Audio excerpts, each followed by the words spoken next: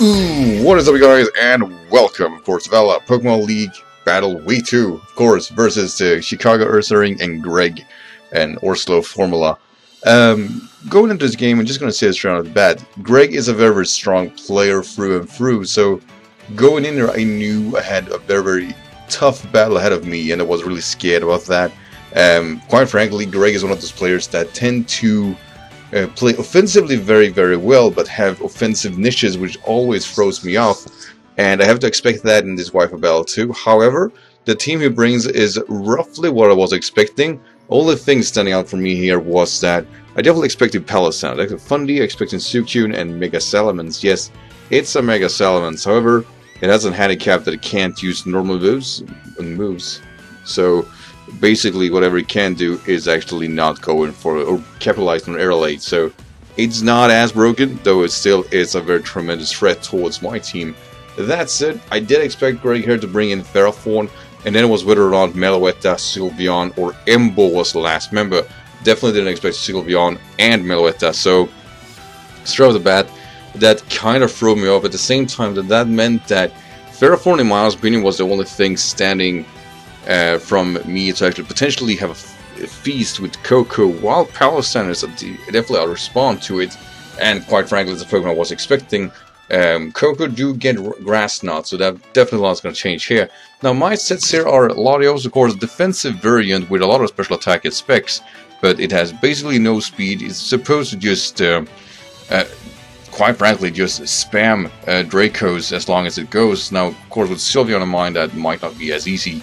But basically, no speed. Didn't think I needed that, so I only had defensive variant here to be able to actually take a neutral Dragon Claw from Salamence. It kind of feels risky to bring an Outrage, knowing that I Coco. Sneasel, Adamant variant with Choice Band, basically be able to pick up Salamence and Fundy, which are speedy threats that Sneasel can one-hit KO if it so desires. Now, Mega Salamence, if it is a more a bulkier variant, it can survive the Ice Shot, and of course with that in mind, I need to watch out for that, and yeah, just basically have to go at it. Mega Steelix is here for Sylveon. If Sylveon makes it, Mega Steelix is able to wall it quite nicely, and of course Thunderous isn't necessarily able to deal with that said Eaters is especially defensive. It means Focus Blast and stuff like that will do a lot of damage, but will not KO me. Gyarados here is what's that? I do believe an Adamant variant, but able to have the one Dragon as outspeed a Scoffed Embo. Outside of that, it basically this set itself that can sweep potentially late game because it doesn't have anything that responds well to Gyarados. And of course it has Waterfall, Bounce, Fly MC of course with Bounce, Dragon Dance, and then Taunt. Basically to screw Suicune over if it is a Crocune set. Tabacoco, Expert Belt with the Grass Knot, Hidden Power, Fire for Ferrothorn alone, and Thunderbolt and Calm Mind. Basically after one Calm Mind I should be able to well, do really well here, and since Ferrothorn is active, I should do really well with that set, so I have a lot of hopes with that. And a special defensive Decidueye to be able to check Fundy and Suicune fairly well with Spirit Shackle, Leaf Blade, Defog, and Roost. So, without further ado, I'm going to lead off with Latios. Basically, my initial thought was to nuke the team and see what it gets me. So with that in mind, let's go into the match. So from the start here, my opponent actually going to bring in his Palossand. This was really good. I definitely knew that he's probably going to go for rocks, definitely not fearing anything like Grass Knot or anything like that. So I'm just going to go directly for Draco. I do connect that, and it's going to show me that it's especially defensive because he does survive the Draco, which you only can do if you are as bulky as possible, and clearly he is. As I'm not going to stay in here while I could potentially go for it. The thing is here, I do leave myself open for Salamence to be able to kind of well, quite frankly, set up against me. So with that in mind, Sneasel is going to come in, and what I can do here is actually go for a straight on knockoff. Now, he's actually going to switch that out instead of second, and actually going to go to his Suicune, and I will get a rather nasty crit here. While in hindsight, it doesn't necessarily matter all that much, it still is effectively making his Suicune less, well, viable versus me. So with that said, I'm actually going to bring in my Kunsight, my Decidueye, basically to see what it's all about, as I can of course recover. Now I'm going to go for the very, very easy play and just go directly for Defog, get the rocks out of the field. I did not expect to see a Dream Ball Defiant Fundy when I did go for Defog. This was tough for me, because this means that he potentially is physical and I can no longer survive a knockout from this Pokemon. I could before, but since I switched out like that, I'm definitely feeling that this is a physical variant. I'm gonna bring in my Grimlock, which of course is my Steelix. Now, the knockoff will not do anything here, and because I am a Steelix. However, it shows me that it is physical, so I'm gonna switch back on it to Kunside. Basically, my initial thought here was that he probably is Focus Blast, right? He has to be that. So it definitely is a C Focus Blast, if anything, and that definitely takes out my Mega Steelix. However, it will not take me out from if it's not a C move. So that said, I'm gonna switch out back to Steelix here now, being able to take that a lot better than I did before. As it goes for knockoff, I'm still in range where Focus Blast doesn't take me out. Well, it is not. I'm definitely gonna say that it is not Focus Blast. It is Superpower. A +1 Superpower actually is in range of taking me out, and so it will. So Steelix falls yet again for like the simplest things here, but Fundy turns out to be quite a threat here. Now, I definitely felt that going into my Sneasel here that, you know, Pursuit was a thing, and I could definitely have locked myself into that, but I felt I lost too much momentum by doing so, and definitely, of course, opened myself up for Salamence. I'd rather lock myself into Ice Shard, forcing that out. Now he's going to sag off his Palossand instead, which I felt was unfortunate, because I kind of felt that Fundy could potentially be a sack play since Pursuit was in action. That said, Safer comes in, of course, the Suicune can't do anything against that. I still have Rainbront.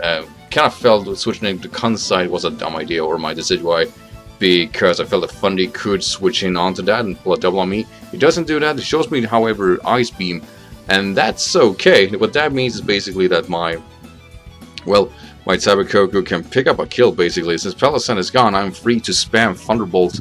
Now, he showed me Protect there, and I felt that was kind of a weird play, but I do realize that it is all about stalling out the terrain. So for that, I kind of respect that. As Ribbons comes in, and well, here's where I realized that, you know, not having Steelix on my team makes this a lot tougher for me. As I'm just gonna bring in this Decidueye. What I want to do here is basically Saki. I want to get a free switch in here. Decidueye is no longer necessary. I need to find a safer win to, or safer way to bring in my what I call it, Koku again, but get a Calm Mind off. So I kind of need the Drain to be away. So with that in mind, I'm actually just going to go for a Roost here, just to scout the damage from the knockoff. Without a +1, it isn't doing too scary of the damage, but still is doing quite a lot. And I was thinking whether or not I should do the Roost Spirit Shackle play, because knockoff doesn't do 50% on me, but it's close to. But I do decide against that and just get the damage going, because quite frankly, I felt that I'm asking for a rather stally battle that will lead nowhere if I do that, and quite frankly, this Decidueye is no longer needed for the battle at all. But he goes for a U-turn here, definitely showing that he has Pivot too, which was unfortunate, because I did actually want to bring in Sneasel here and get some damage going. Now Meloetta comes in. I'm not scared of Meloetta. I definitely feel Koku takes a hit 1 versus 1 without any issues. So I'm actually going to take this opportunity to go for free Calm Mind, feeling that it is my strongest play. However, this is not a special Meloetta. No sir, no sir, it is not. It is physical. It is the normal fighting variant, and of course, luckily the early sign doesn't score a sleep on me, which would have been incredibly unfortunate. Now, since I am max speed, I am able to outspeed this, and Thunderbolt will definitely KO the Meloetta. Now, Sylveon will come in here, and I am actually in range where I can two-shot a Sylveon. However, I can't take 2 Hyper Voices, so with that in mind, I can't go for another Calm Mind, which was something I really wanted to do to pressure Salamence a little bit. So I am able to survive that. However, I said however a lot of times this battle. He of course is Left Doors and Protect, though 1 Protect will not save him from being KO'd by the Thunderbolt, so I feel kind of fine here. However, of course, his play is here to actually pushing me out of terrain, so I think there's a fair way of doing so. And well, his last 2 Pokemon is Salamence and Fundy, and quite frankly, without the terrain, I'm not able to KO either of them. Actually, I was able to kill Salamence if terrain was active here, but now that I am without terrain, I will only do roughly 50%. And well, quite frankly, his best play here against me is actually go for Dragon Dance, and then is whether or not he has Roost. I'm pretty sure he has roots though, so I do it at 50%, which is kind of nice. And now I'm very aware of that his best play against me here is trying to root stuff and get at least as little damage as possible against me. So with that in mind, I kind of felt that if something goes down, at least Koku can take a Fundy if I can KO this properly. Now, a C bounce from Gyarados is not a guaranteed kill, but it can kill if it's adamant if it isn't too bulky. And to go for Dragon Claw, it does a little bit over 50% there. I'm definitely going to save Gyarados for getting him to -1 if this is not doing too hot. So I'm going to go for the C bounce, or you know, the Supersonic Sky Strike, the Shrimpinator. Gyarados is looking tremendously awful while doing this, but I do not get him KO. Actually, he's a bit more bulkier than I thought, so I'm actually going to switch out, going to Latios, predicting the Roost, which felt extremely obvious.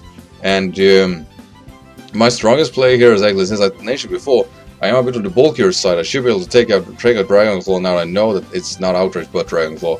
However, I barely survived that, but I am able to retaliate with Draco. And we're gonna pick up, of course, Mega Salamence going down. So his last Pokemon is the Fundy, and I was debating whether or not to try to get that 4-0 or not, but I decided against it because basically, whichever Pokemon I lose now, both Sneasel and Koku is Pokemon I can't sack, and Latios is very, very unusable at this point. And yeah, it just felt dumb trying to do something here. So I'm just playing it safe, going to regular Sneasel, of course, and wrapping up with the Ice Shard. And that will be a trio victory in my favor against Greg's team, which Thundurus was a tremendous threat and almost won him the game. So this battle was a bit of the nasty side, I would say. I wasn't necessarily too happy with my performance. I do the game right, but I feel that I am a bit on the lucky side there that Greg didn't bring a Pokemon such as Ferrothorn. And Ferrothorn was somehow over-prepping for, so not seeing that made me play differently, but also made Koku a lot more threatening. That said, I do understand why Greg didn't bring it. I mean, I had Heracross, and of course I have Salazzle, two Pokemon that definitely deals easily with the Ferrothorn. So I understand the reasons why. I, of course, made a more defensive route and actually worked anyway, even without Ferrothorn here, of course, active. That said, I'm gonna give all the merits and preps or props to Greg here for physical Thundurus who could deal with Mega Steelix. Mega Steelix was one of those Pokemon that tremendously checked Fundy and Zugune, or not Zugune, Sylveon, and to him to have a designed Pokemon to deal with that head on, that was actually kind of cool. I can't say anything else about that. That was really cool. Definitely great prep on his side. And of course, I think the only reason I, in the end, win this battle is because Palossand is dealt with so easily in the beginning of the match. I understand why Greg stayed in, but definitely was a risky play. He was not seeing aspects Latios making the game, and I can understand him for that, but I definitely I wanted to nuke the team early, and it worked very well this time because I didn't think he expected that to happen. And I think that overall eventually made the game easier for me to kind of move myself into, and I think he felt that. So I don't want to face Greg in the playoff later on because his team is just very tough to prep for. I mean, we still have, like I said, Embo, and yeah, Embo is also a Pokemon was fearing, and not seeing that either. Yeah, I will not. I don't want to prep for this team again, knowing that this is probably the best I can do against how the team looks. So with that said, I really want to just thank you everybody for, of course, watching this battle. Enjoy, of course, next week we're going against Sebastian. It's going to be a showdown, so no Wi-Fi quality. However, I hope the game is just as interesting, even though it is on showdown. So, as I said, guys, thanks for watching, and I'll see you next week. Take care, everybody. Bye.